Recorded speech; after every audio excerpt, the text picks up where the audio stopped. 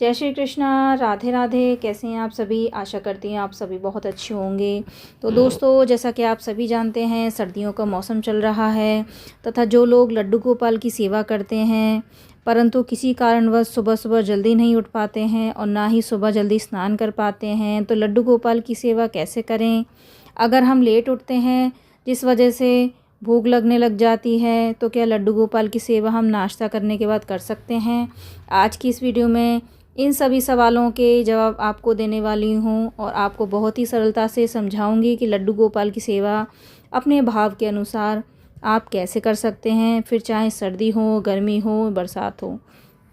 गर्मियों में सेवा करना थोड़ा आसान हो जाता है, परंतु सर्दियों में सेवा करना थोड़ा मुश्किल हो जाता है तथा जो लोग शारीरिक रूप से स्वस्थ नहीं रहते उनके लिए थोड़ा ज़्यादा कष्ट आता है। तो आज की इस वीडियो में हम शुरू करते हैं। चलिए शुरू करते हैं। चर्चा करेंगे हम कि जो लोग लेट उठते हैं और समय पर यानी जल्दी स्नान नहीं कर पाते हैं, तो लड्डू गोपाल की सेवा कैसे करें।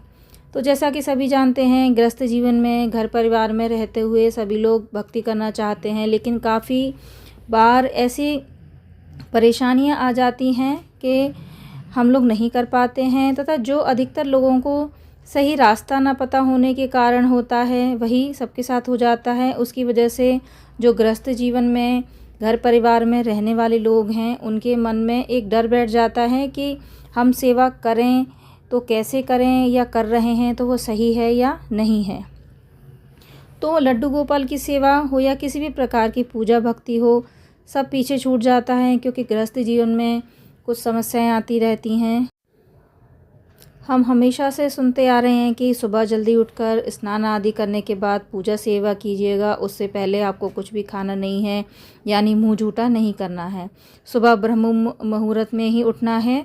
जो लोग इन बातों का पालन नहीं कर पाते हैं तो उनको बहुत दुख होता है कि हम सुबह जल्दी नहीं उठ पाए या ब्रह्म मुहूर्त में नहीं उठ पाए, तथा उनका मन दुखी हो जाता है। तो चलिए आज की इस वीडियो में हम आपको इन्हीं सभी की जानकारी देने वाले हैं। तो जो चीज़ें जिसके लिए होती हैं वो उसी को भाती हैं। आपने तो वो सुना ही होगा कि एक मोर और कौवे वाली कहानी, वो अगर नहीं सुनी है तो फिर किसी वीडियो में सुनाएंगे, तो वह किसी और दिन सुना देंगे आपको। आज आपको भक्ति के माध्यम से ही समझाते हैं। गृहस्थ जीवन में मतलब जो लोग परिवार के साथ, पति पत्नी के साथ, बच्चों के साथ रहते हैं गृहस्थ जीवन में, उनके लिए नियमों का पालन करना थोड़ा असंभव सा होता है। यह नियम और बंधन उनके लिए होते हैं जो लोग साधना मार्ग पर होते हैं, उनको नियमित रूप से नियमों का पालन करना होता है। सुबह यानी ब्रह्म मुहूर्त में उनको उठना, स्नान आदि करना, पूजा पाठ करना तथा उसके बाद ही भोजन आदि करना होता है। लेकिन गृहस्थ जीवन में ऐसा नहीं हो पाता है।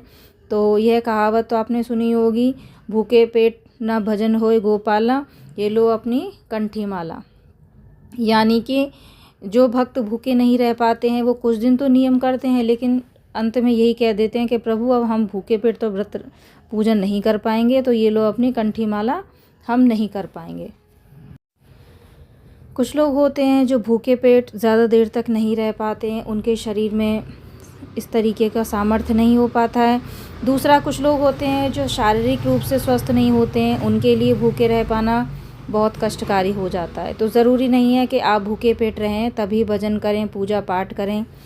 तो भगवान को आप किसी भी रूप में, अवस्था में याद कर सकते हैं। फिर आप चाहें आप लेट उठते हैं तब भी प्रभु को याद कर सकते हैं, तब भी भक्ति कर सकते हैं। अगर आपको ज़मीन पर ठंड लगती है तो आप बेड पर बैठकर आप भगवान का नाम जाप कर सकते हैं, उनको याद कर सकते हैं, उनकी भक्ति कर सकते हैं। कहने का मतलब है कि अगर आप लड्डू गोपाल की सेवा करना चाहते हैं तो आपका शरीर कुछ कष्टों से भरा हुआ है, कोई परेशानी है, कोई बीमारी है जिस कारण से आप लेट उठते हैं और लड्डू गोपाल की सेवा नहीं हो पाती है, तो आप जिन लोगों का शरीर उनका साथ नहीं दे पा रहा है या उनके साथ कुछ ऐसी समस्याएं हैं कि वो सुबह उठकर जल्दी से पूजा नहीं कर पाते हैं, तो वह किस तरीके से लड्डू गोपाल की सेवा कर सकते हैं, आइए हम बताते हैं।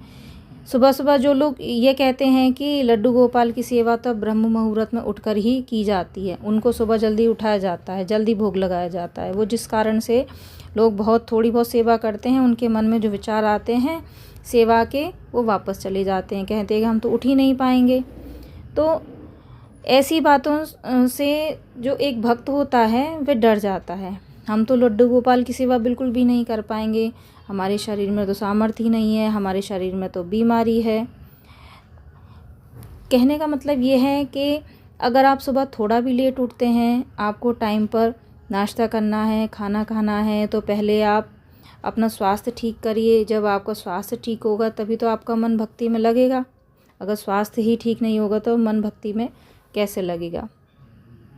तो जो लोग सुबह जल्दी नहीं उठ पाते हैं, वे 6 बजे से 7 बजे के बीच में, या ज़्यादा कर सके तो आप 8 बजे तक उठकर पूजा पाठ कर सकते हैं। 8 के बाद 8:30 नहीं होना चाहिए। अगर आपके घर में कोई वृद्ध महिला है, आपकी जैसे सासू माँ हैं, दादी माँ हैं, तो वो उठकर लड्डू गोपाल को बिना नहाए जगा सकती हैं, क्योंकि ऐसे लोग उठा सकते हैं। या आपका कोई छोटा बच्चा है, वो हाथ मुंह धोकर उठा सकता है ठाकुर जी को। उसके बाद आप नहाकर पूजा पाठ कर सकती हैं।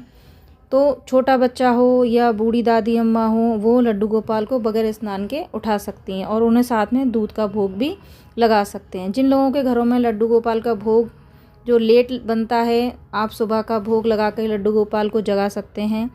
उसके बाद जो भी भोजन आपके घर में बने, सादा शुद्ध सात्विक भोजन, आप उसका भोग लड्डू गोपाल को लगाएं। बहुत आसान है लड्डू गोपाल की सेवा। जितनी हो पाए, जैसी हो पाए वैसी आप अपने मन से करिए, मगर लड्डू गोपाल की सेवा ज़रूर कीजिएगा। जैसे आपकी जो भी दिनचर्या है, वो सारे कार्यों को प्रभु को समर्पित कीजिएगा, अपने ठाकुर जी को समर्पित कीजिएगा। समर्पित करने का तात्पर्य यह नहीं कि जब आप ठाकुर जी के पास बैठे हैं, माला जाप कर रहे हैं, वहीं आपको समर्पित करना है। तो सबसे पहला है कि घर परिवार की जिम्मेदारियां संभालते हुए जितना कर सको अपनी सुविधा अनुसार उतना ही करना, जिससे कि आपकी जो भक्ति है वो बोझ ना बन पाए और आपके परिवार वालों को कष्ट ना हो। अपनी सेवा को, यानी लड्डू गोपाल की सेवा को अपना एक नियम बनाएं।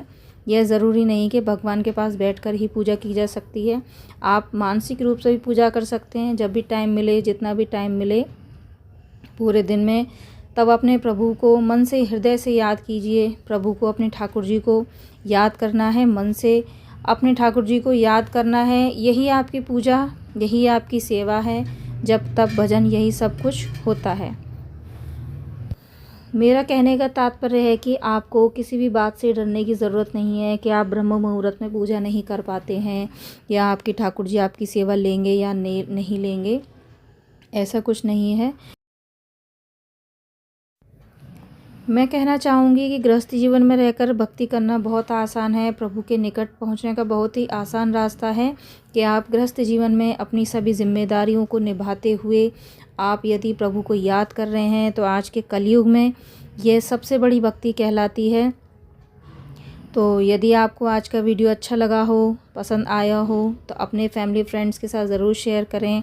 या आपको कोई भी डाउट हो, वह आप कमेंट बॉक्स में लिखकर भेज सकते हैं, उसका समाधान ज़रूर किया जाएगा।